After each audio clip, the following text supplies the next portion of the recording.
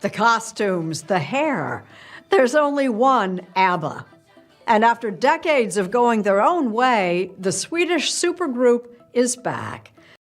Now, it's been one of the most anticipated comebacks in pop. After 40 years, ABBA are finally back with a new studio album. Benny, I've heard there's going to be a sequel to Mamma Mia. Yes. Yes. It's called Here We Go Again, which is brilliant. Yes. Tell me everything you know. Well, it's more of a prequel, really, because it's about everything that happened before they ended up on Kalahari Island. Okay. At 78, Benny Andersson has finally peeled back the curtain on a lifetime of melody, memory, and meaning, confirming what many of us sensed all along, that ABBA's music wasn't just catchy or fun. It was pain, precision, and poetry. It was a quiet man's way of screaming into the world without ever raising his voice. For decades, we danced to Dancing Queen, we cried to The Winner Takes It All, but we rarely stopped to ask, where did those feelings really come from? Benny now admits they came from a place of emotional insulation, a place where he processed what he could never say aloud. Growing up in post-war Sweden, Benny was surrounded by silence and structure. Emotions weren't shared freely, and like many boys of his generation, he learned early how to keep things bottled up. But inside there was music. It's not just notes or chords, but feelings he didn't yet have words for. His grandfather's accordion and local church harmonies were his earliest emotional education, teaching him that melody could hold sorrow, joy, and confusion all at once. By the time ABBA came to be, Benny had already built a language entirely of his own. But it wasn't until the band's fame exploded that the weight of that language truly began to show. In those whirlwind years of global success, Benny wasn't the one smiling at the front of the stage or giving the most interviews. He was usually behind the glass of the control room, obsessed with how a single harmony could tilt the entire emotional arc of a song. Bjorn wrote lyrics. Agnetha and Frida gave the music its public face. But it was Benny who shaped the emotional DNA of ABBA. He's now revealed that while fans heard beauty, what he often heard were unresolved feelings, the ones he couldn't express to those closest to him. For Benny, the studio wasn't just a workplace, it was a sanctuary. He could sit at a piano for hours chasing one feeling, one specific ache, until it sounded right. Sometimes it wasn't about how it sounded, it was about how it made him feel. He once spent an entire week reworking a chord progression just to get the emotional timing perfect. He didn't want perfection, he wanted honesty. And yet, as honest as the music was, Benny himself remained emotionally elusive. He didn't shout or explode. He disappeared into notes and keys. He used silence as a tool, letting pauses in the music say what he couldn't.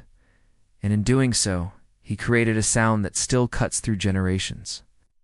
But what we didn't know then, what he's only just begun to admit, is how deeply that silence cost him. Behind the songs were real fractures, especially in his personal life. His romantic relationship with Frida, one half of the vocal heart of ABBA, was never built on roses and candlelight. It was built on melody and shared purpose. The music studio became their shared language, and in those late-night sessions, their connection grew not through talk but through sound. But sound has its limits. Frida was open-hearted and emotionally raw. Benny was internal and reserved. She needed to talk. He needed to create. This imbalance, though creatively electric, became personally exhausting. They both came into the relationship with past traumas, Frida with abandonment, Benny with emotional restraint. And while they used music as a temporary bridge, eventually that bridge cracked. Benny admits now that he was more emotionally available in a musical context than in a human one. The chords were his confessions, the arrangements were his apologies, and when the music stopped, he retreated. In a quiet moment that he gave his best lines to songs, not to the people who needed them most. That admission says everything. It's not about blame. It's about a man realizing that genius doesn't exempt you from needing to be present. That brilliance can be a shield if you're not careful, and he used it to avoid the hardest parts of love and life. Even as the world screamed for the women in ABBA, their beauty, their voices, their heartbreaks, Benny stayed in the shadows. To many, he was the cold brain of the band, the technician, the quiet one. And yet he was the one layering despair into disco, folding heartbreak into harmony. Benny has now admitted that this mislabeling haunted him. He wasn't cold, he was protecting himself. And the more people saw him as the unfeeling composer, the more he leaned into that role. But underneath, he was screaming for recognition, not of his fame, but of his emotional labor. He wasn't just producing hits. He was pouring out parts of himself that he didn't know how to express in conversation. Every time an award went to the group, but only the women were mentioned, Benny felt it. He wasn't jealous of his bandmates. He admired them, but he felt slowly erased from the narrative. That resentment wasn't loud. It wasn't angry. It was a slow-burning grief. Over time, he realized the public didn't just misunderstand him. They had never really seen him at all. His quiet war wasn't with his bandmates, but with perception itself. That battle, he says, left him feeling like a stranger inside. His own legacy. By the early 1980s, the magic had started to fade. The band didn't break apart in a firestorm of betrayal. It unraveled slowly, like threads slipping from a fabric that could no longer hold itself together. Touring drained their energy. The studio no longer felt sacred. Then he recalls the exact moment when he realized the music didn't feel true anymore. Not because it wasn't good, but because it didn't come from the same place. That original spark, that raw emotional necessity, had dimmed. And when the music stopped being a form of survival and started becoming just another product, Benny stepped back. He didn't fight it. He just let it go. In recent reflections, he says he's made peace with that. ABBA ended not because they failed, but because they refused to fake it. And for a man like Benny, who built every song like a cathedral of emotion, anything inauthentic would have been unbearable. But the cost lingered. Fame may have left its marks on all four members, but Benny's marks were invisible, silent bruises left by years of pouring. His soul into work that was often praised for everything except what he contributed most, feeling.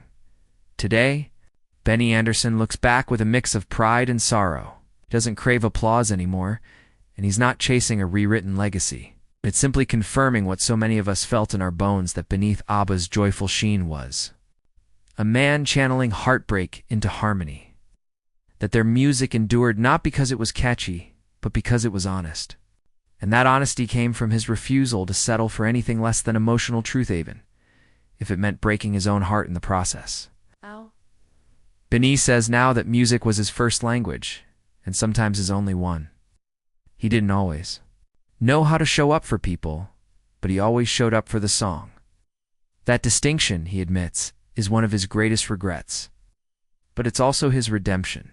Because even if he failed to say the right words to those closest to him, he gave the world something else: music that continues to heal, to haunt, to speak. At 78, Benny is no longer trying to be understood. He's just ready to be honest.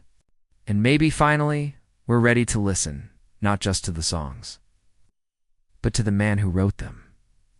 By the time ABBA quietly faded into the background of music history, Benny Andersson wasn't standing at the heart of it because of a burning passion or some enduring love for the band. He now admits he remained out of guilt, a sense of duty that clung to him like a second skin. He felt responsible for the sound, for the legacy, for not letting anyone down. But deep inside, he knew something had shifted. That electric joy, the thrill of creation that once surged through him during late-night studio sessions, was gone. He had become more caretaker than composer, more manager than magician. The songs still came, but the meaning behind them felt different. He was no longer creating from a place of fire, but from obligation. That change, he confesses, left him hollow. And when ABBA finally stopped, there was no ceremony, no final toast or heartfelt conversation. It simply ended, not with a bang, but with a long, quiet silence that none of them dared to disturb. There was no group meeting, no last day at the studio. It just faded. Headlines speculated, fans whispered, but among the band, there were no goodbyes. They drifted apart like four people who had shared a storm but didn't know how to talk about the wreckage. Benny says it was one of the strangest endings he's ever lived through, not because of how dramatic it was, but because it wasn't. Asterisk Frida, for her part, had already begun detaching long before the final note was played.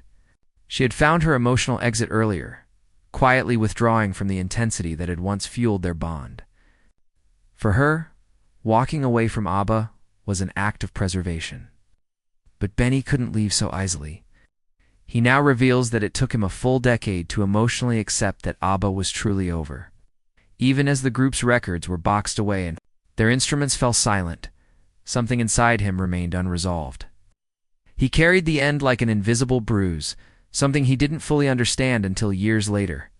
The silence that followed ABBA's disbanding haunted him not just because the music had stopped, but because he didn't know who he was without it. The world moved on, but Benny couldn't. Not yet. The grief didn't come in the form of tears or drama. It came as an aika, lingering discomfort that gnawed at him every time he sat alone at a piano and felt nothing. That creative flame had burned so brightly for so long, and now that it was gone, he was left in the dark. And it would take him years to find the light again. In that isolation, Benny withdrew, out of bitterness, but out of necessity. Fame had been both a gift and a wound, and he needed space to heal. He found refuge not in pop, but in orchestras, theater, and film scores. Music that wasn't burdened by fan expectations or brand identity. Projects like Chess and Christina Fran Devemkala gave him a new outlet, one where he could explore deeper emotional territory without the glossy packaging of pop stardom. Always. It wasn't just about sound anymore. It was about processing pain, rebuilding, a creative identity that had been buried under decades of commercial success. He once admitted to keeping a journal during this time, a collection of unsent letters to his former bandmates, to Frida, to Bjorn, and even to himself. Letters filled with the kind of things he couldn't say back then. It's letters that bled with guilt, unspoken love, and unanswered questions. It was through this private process that Benny began to understand what had really happened, not just to ABBA, but to himself. He wasn't writing hits anymore, he was writing truth. Finally, and as the years passed, Benny began to grow into a new role, not just as a composer, but as a mentor. He started guiding young Scandinavian musicians, not just in theory and technique, but in emotional honesty. He encouraged them to explore their inner worlds as deeply as their musical ones, because he knew now what he didn't know back then, that the greatest songs come from the rawest parts of you, that if you use music to hide, eventually the hiding becomes the song. He talks about that now with a clarity that only comes with age, that the price of silence is steep, that being seen isn't always about fame, it's about being known, truly known, by the people who matter. His mentorship wasn't about legacy, it was about redemption, a chance to make sure the next generation didn't repeat his mistakes. And in doing so, Benny finally found something that had eluded him for decades. Not just peace, but purpose. Not just brilliance, but balance. Now, at 78, Benny Andersson sits with the kind of perspective most artists never reach. In a rare moment of candid reflection, he confesses what fans had long suspected but never heard confirmed. ABBA wasn't powered by joy, alone it was fueled by fragility. We were broken, he says, and the music made us feel whole. That one sentence reframes everything. ABBA's shimmering costumes, their infectious melodies, their eternal legacy, it all came from four people desperately trying not to fall apart. The music wasn't a performance, it was survival. For Benny, every chord progression was a cry for connection, a plea for understanding. And now, decades later, he sees the truth not as a burden, but as a gift. ABBA didn't last because it was perfect. It lasted because it was human. Because behind the perfection, there was pain. Behind the glamour, there were ghosts. And it's that humanity, not just the hooks, that has kept their music alive. He no longer chases applause, doesn't need the spotlight. What he wants. What? He's always wanted his understanding. He wants people to know that behind the world tours and chart toppers was a man quietly breaking, trying to speak through music because words were too dangerous. And in finally telling this story, not the fairy tale, but the real one, Benny Andersson has taken control of his own legacy. ABBA didn't end because of egos or fame or friction. It ended because for deeply emotional, complicated people, reached their limits, and no amount of fame could protect them from that truth. The music was their therapy, their escape, their glue. But even music, Benny now knows, can only hold things together for so long. Eventually, silence finds its way in, and when it does, you're left not with the band but with yourself. And that, he says, is the real story of ABBA,